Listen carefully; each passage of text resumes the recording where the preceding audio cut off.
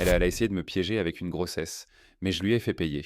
Quand j'ai eu ma promotion, j'ai cru que ma vie allait enfin prendre un tournant incroyable. Après des années de sacrifices, de nuits blanches et de doutes, j'avais enfin gravi les échelons. Mon salaire était confortable et je me sentais fier, vraiment fier. Mais Léa, ma copine, a vu les choses autrement. Pour elle, c'était comme si j'avais gagné à la loterie. Elle a décidé de s'en servir comme d'un ticket gratuit pour une vie de luxe. Du jour au lendemain, elle a arrêté de bosser. Plus de réveil à 6h du mat, plus de métro, boulot, dodo, juste du shopping et des dîners entre copines. Ah, et aussi des achats compulsifs sur ma carte de crédit. Au début, j'ai rien dit. Je me suis dit, elle a peut-être besoin d'une pause, elle a traversé une période difficile. Mais très vite, les relevés bancaires ont commencé à ressembler à une liste de courses pour milliardaires. Des sacs à main à 5 chiffres 5 chiffres, les sacs à main, wesh. Des dîners dans des restaurants où le menu n'a même pas de prix. Et même un abonnement annuel dans un spa de luxe. Là, j'ai commencé à sortir que quelque chose n'allait pas. Un soir, après une journée de boulot épuisant, j'ai décidé d'en parler. Je lui ai dit calmement, Léa, je pense qu'on devrait faire attention à nos dépenses. Je gagne bien ma vie, mais pas au point de financer un style de vie de star. Et là, elle a explosé. Elle m'a traité d'égoïste, de radin, de pas comprendre ses besoins. J'étais sidéré. Les semaines ont passé, les disputes se sont multipliées. J'ai fini par craquer. Un soir, après une énième engueulade, je lui ai dit, c'est fini Léa, je peux plus continuer comme ça. Elle est devenue hystérique, menace, tout y est passé. Je pensais que c'était la fin, que j'allais enfin pouvoir tourner la page, mais Léa avait d'autres plans. Un mois plus tard, j'ai reçu un message qui m'a glacé le sang. Une photo d'échographie accompagnée d'un test de grossesse positif. Le message disait, je suis enceinte Alex, mais t'inquiète pas, je veux rien de toi, juste 10 000 euros pour me préparer. Après ça, plus besoin de payer quoi que ce soit. Ok, bah, si c'est que ça.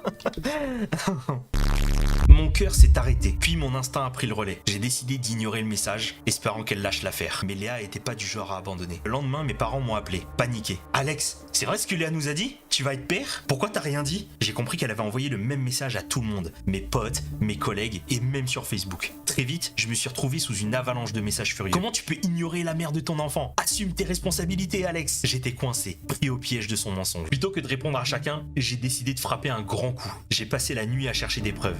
Et là, 2 clics sur Google, j'ai trouvé la photo de l'échographie et le test de grossesse qu'elle m'avait envoyé. C'était des images volées sur un site médical. J'ai tout rassemblé dans un post public avec les preuves bien en évidence. J'ai écrit, avant de juger, regardez bien ces images. Léa a essayé de me manipuler, mais la vérité éclate toujours.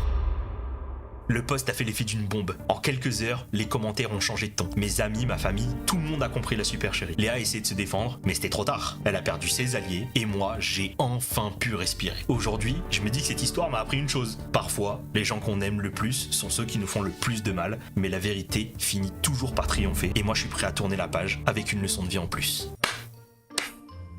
Oh, je suis trop heureux pour lui, les gars. Encore une michto qui se fait niquer, let's go!